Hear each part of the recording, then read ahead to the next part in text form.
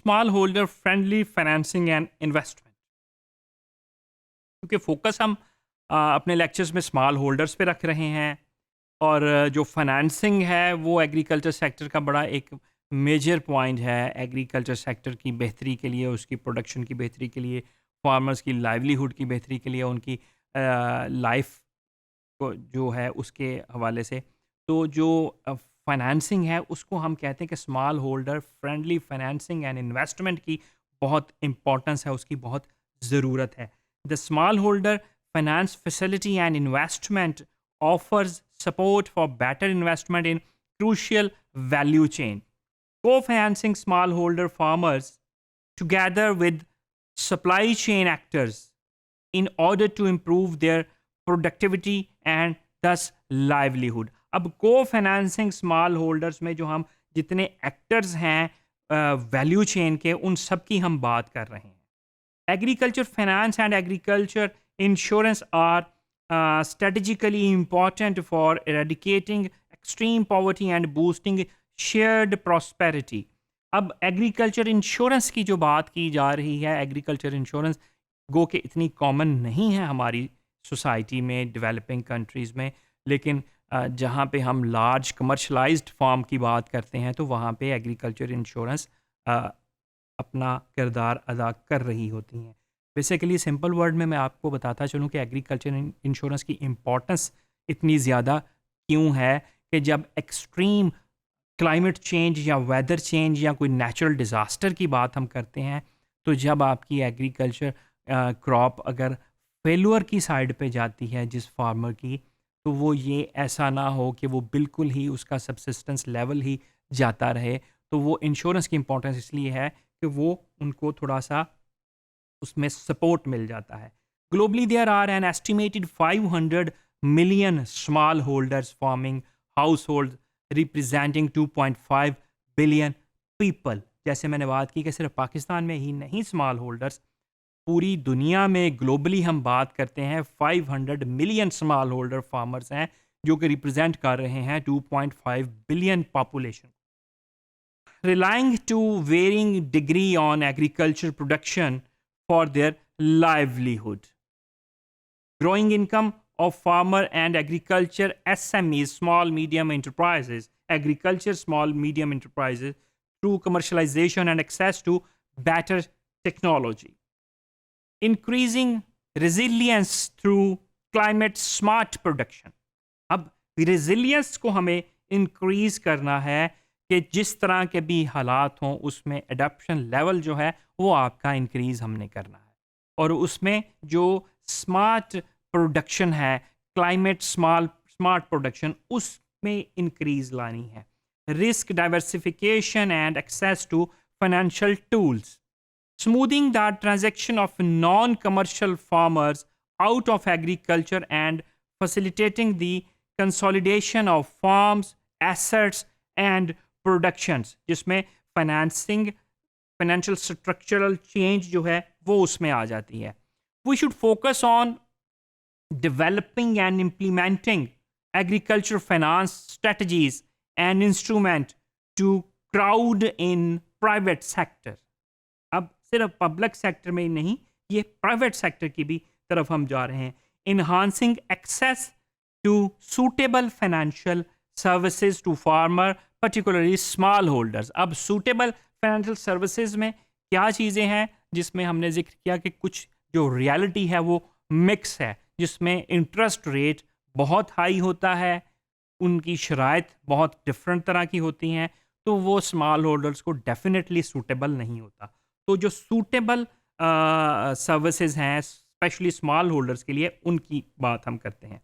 Agriculture small and medium enterprises, जिसको हम agriculture SMEs कहते हैं, as a way to increase agriculture productivity and income.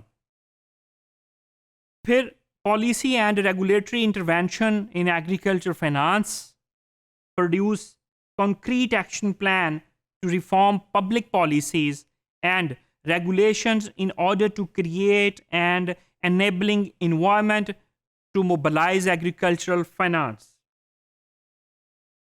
Recommend government on policies for agriculture reforms on agriculture policies, उसमें financial incentives को increase किया जाए for the smallholders, उसमें premium subsidies दी जाएँ फर्टिलाइज़र में और पेस्टिसाइड्स के हवाले से, and the overall role of government to promote agriculture insurance, कि एग्रीकल्चर इंश्योरेंस में गवर्नमेंट को अपना रोल प्ले करना चाहिए कि जब नेचुरल डिज़ास्टर में किसी और सूरत में जो टोटल आपकी क्रॉप फेल्योर हो जाती है उसमें थोड़ा सा उसको बेहतरी आ सके।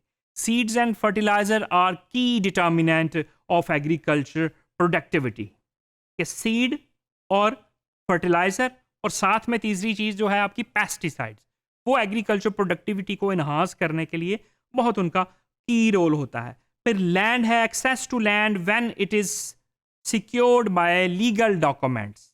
लैंड रिफॉर्म का यहाँ पे बड़ा काबिल ज़िक्र बात होती है कि जब लीगल डॉक्यूमेंट पे लैंड रिफॉर्म होगी, उसमें फार्मर को लैंड की मलकियत होगी, तो वो सारी चीज़ें बड़ी उसमें बेहतरी वाली साइड पे जाती हैं। फिर लेबर की बात करते हैं। One of the characteristic of small holder farmer in developing countries is that they rely mainly on family labour. जब हमने पहले भी बात की, जो स्मॉल होल्डर्स है इसको हम फैमिली इंटरप्राइज एग्रीकल्चर को क्यों कहते हैं? फैमिली इंटरप्राइज इसीलिए कहते हैं कि ज़्यादातर हमारा तबका स्मॉल होल्डर्स है, और वो स्मॉल होल्डर है तो ज़्यादा जो लेबर है वो फैमिली साइड पे फैमिली लेबर ही यूज़ हो रही होती है फार्म पे, क्योंकि जो आपकी पेड लेबर है वो स्मॉल होल्डर्स अफोर्ड नहीं कर सकता। उसकी मैनेजेरियल कैपेसिटी जो है वो स्मॉल होल्डर्स की, वो पेइंग जो लेबर को पे करने की वो नहीं होती। The financial sector is developing countries is characterized by the coexistence of formal and informal activities. Formal finance is provided by commercial banks, but they have limited penetration in rural areas. Commercial banks की बहुत ज़्यादा अपने मसाइल हैं, उनकी penetration इतनी rural areas में नहीं होती। रूरल एरियाज़ के लोग इतना उन पे ट्रस्ट लेवल थोड़ा सा कम होता है, उन्हें पता होता है कि इनका इंटरेस्ट रेट ज़्यादा है, ये अपने बिजनेस की खातिर कर रहे हैं, इसलिए वो ज़्यादा रिलाई करना, ट्रस्ट करना जो पब्लिक सेक्टर के बैंक्स हैं उनकी तरफ ज़्यादा होता है। फिर इनफॉर्मल फाइनेंस में is dominated by intermediaries including land owners, money lenders, credit associations, cooperatives and micro finance structure, कि अब उन पब्लिक सेक्टर या प्राइवेट कमर्शियल बैंक से हट के जो डिफरेंट दूसरे इदारे हैं उनकी तरफ। These entities provide financing such as credit, saving and other services to small farmers, which help them not only to better manage their cash flow but also to invest when opportunities arise, कि वो जो small farmers है वो अपनी ज़रूरत के अलावा अपनी इनपुट ज़रूरत, अपनी लैंड में एग्रीकल्चर में ज़रूरत के अलावा जब उनको ज़रूरत पड़ती है, कहीं किसी बेहतर अपॉर्चुनिटी को मिलती है अदर दैन एग्रीकल्चर, तो वो वहाँ पे भी इन्वेस्ट कर सकते हैं, while being protected from the vagaries of market and production system. कि जो मार्केट का बिहेवियर आप देखते हैं आज के दौर में चेंज होता है, डे बाय डे चेंज हो रहा है, डॉलर की प्राइसेस इंक्रीज़ हो रही हैं, तो ये सारा जो सिस्टम है मार्केट का और प्रोडक्शन का, ये सिस्टम जो जिसमें चेंज आ रही है, तो उसमें ये फार्मर को प्रोटेक्शन देता है कि उनकी एक उस फाइनेंस की ज़रूरत वहाँ पे भी पूरी हो रही होती है और बाद में उसकी इन्वेस्ट करने की भी अपॉर्चुनिटी उनके पास मौजूद होती है।